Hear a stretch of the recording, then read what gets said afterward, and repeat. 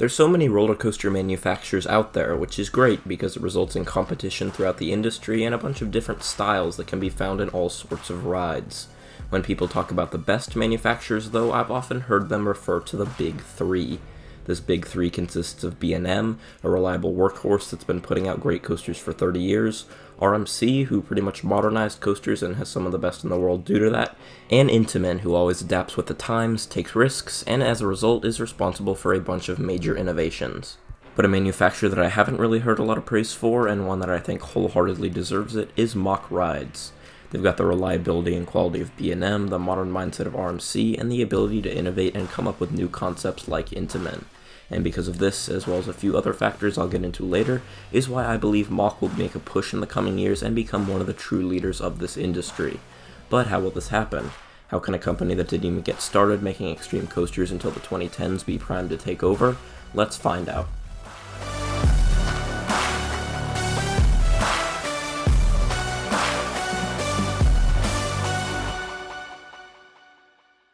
Now, your current perception of Mack might vary greatly depending on where you're from and what coasters you've ridden.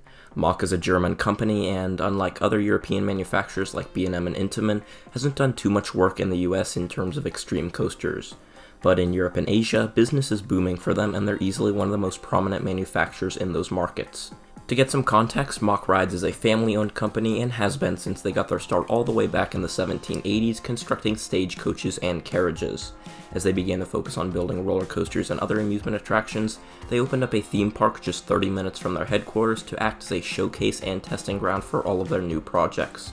This was Europa Park, and it's now grown into one of the biggest and best parks in the world, mostly filled with attractions from Mack. Mack's entrance into the thrill coaster market began in 2009, where they built Blue Fire at their own Europa Park after being heavily inspired by Maverick and its LSM system. More installations of this launch coaster model, including 8 exact clones of the original, have since been built, and it's now by far their most popular extreme coaster model. Mack's also made this a multi-launch on certain occasions, resulting in rides like Helix and Copperhead Strike. Mack Rides is one of the main players in an expanding launch or multi-launch coaster market. Other manufacturers in addition to Mack like Intamin, Vekoma, Premier, SNS, and now even B&M are offering their take on this concept. But unlike companies such as Premier or SNS that have little to no variety in what they offer, what makes Mack stand out is their incredibly large portfolio of models and different types of rides they can build, more on that later. A lot of people have said, and I kind of agree with this, that Mack doesn't really excel in or dominate many markets, but they do have a variety of models that are at the very least contenders in rather large markets. That might sound pretty complicated, but let's look at an example. The Hypercoaster is a very popular model with parks, a tall, fast, diverse type of ride that can be customized to a park's specifications and made by a bunch of different manufacturers. B&M has dominated the hypercoaster industry with a specific style of coaster that pretty much everyone, from enthusiasts to the general public to the parks themselves, love.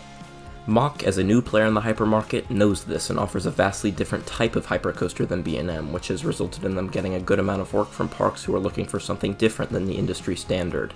B&M's hypers are graceful rides, prioritizing floater airtime and a smooth experience, while Mack's are more focused on ejector, unique elements, and they've even added inversions to these rides. This trend of Mack injecting themselves into popular markets as a small player can be seen with a few other ride types like the Mega Coaster and Big Dipper, but like I said, I only kind of agree with that previous statement. On the other hand, if you want a water coaster, powered coaster, wild mouse, spinning coaster, extreme spinning coaster, or just a random ride, you're best off going with Mack. These are examples of models or markets that Mack's either dominating or is the top player in, and it's more than some people may think. Mack's success can be attributed to two main things. First off, they're innovative and willing to take risks. This wasn't really the case earlier in their history, but it can definitely be seen now with new concepts like the Power Splash and especially the Extreme Spinner. This willingness to innovate results in new concepts like I mentioned and unique, fantastic coaster designs. Since the mid-2010s, Mack's honestly been one of the best manufacturers, putting out a portfolio that's only topped by Intamin and debatably RMC. Here are their most notable extreme coasters from 2016 onward. Ride to Happiness, DC Rivals, Flash, Hypercoaster Beyond the Cloud, 2 hypers that haven't been installed yet, Project Exodus, which is under construction, Time Traveler, Icon, Copperhead Strike, Voltron, which is under construction, Star Trek Operation Enterprise, Capital Bullet Train, Steel Taipan, Dynamite, Lost Gravity, 6 Blue Fire clones, and 5 Power Splashes. That's a pretty good collection of rides, and this isn't even counting some of their earlier coasters like Storm, Alpina Blitz, and Helix. Ride to Happiness is my favorite Mack and arguably the best coaster in the world, more on that in a week. Their 3 operating hypers look to be some of the best non-RMC hypers out there. Exodus will be the best coaster in the UK when it opens, Beyond the Cloud is probably the best launch coaster over 200 feet, and I could do this for a bunch of their other rides, but I think you get the point by now. Mack makes good coasters, really, really good coasters. But that second reason I was talking about earlier is what elevates them into the upper echelon of manufacturers. They're very B&M-esque in how they operate, producing comfortable quality rides that can be enjoyed by the masses, reliable, willing to work with parks regarding possible problems, and overall a solid choice for pretty much anyone. However, one of the main things holding B&M back holds true for Mack as well: price. With a high-quality top-tier product like those two provide, the price is going to be higher than normal. In the case of B&M, that meant they were only really working with chain parks that could afford their coasters, but Mack's a different story. They're not as expensive as B&M, which allows them to appeal to independent parks and smaller chains as well. Mack doesn't have any offices in America, unlike other European manufacturers such as B&M and Intamin, which is the main reason why they don't do as much work there. That has changed in recent years though. Recent additions like Time Traveler, Copperhead Strike, and Aquaman Powerwave show that Mack started to receive attention from 3 noticeable American chains. This isn't even counting their additions to SeaWorld properties as well as Disney and Universal parks.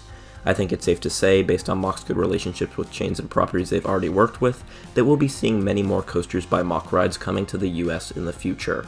Shipping costs can inflate the already large prices of their rides, which will definitely deter smaller parks from working with them, but it looks as if it's clicking to big parks and chains that Mack is a viable option for extreme coasters. So now, with Mack having made a push in recent years, dominating the European market and being one of the leaders in the US and China recently as well, and with their portfolio continuing to expand with high-quality concepts, it's apparent that Mack will continue to be one of the best and most popular manufacturers. They've always given parks what they want, and now with the push of their modern concepts and coasters such as Exodus, Voltron, and more, Mack seems to be taking their designs in a new, exciting direction. So, however the next 10 years of coasters play out, I can all but guarantee Mack will be near the forefront, helping lead the way in innovation for years to come. Once again, thanks for watching to the end of the video. I'm a big fan of Mack Rides, and I'm really excited to see where they go from here. Like I mentioned earlier, my favorite coaster from them and my number 1 overall is Ride to Happiness, a masterpiece of an extreme spinner at Plopsaland in Belgium.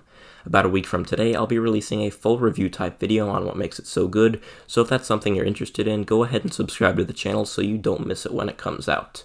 I'll see you then, but for now, have a great day and goodbye.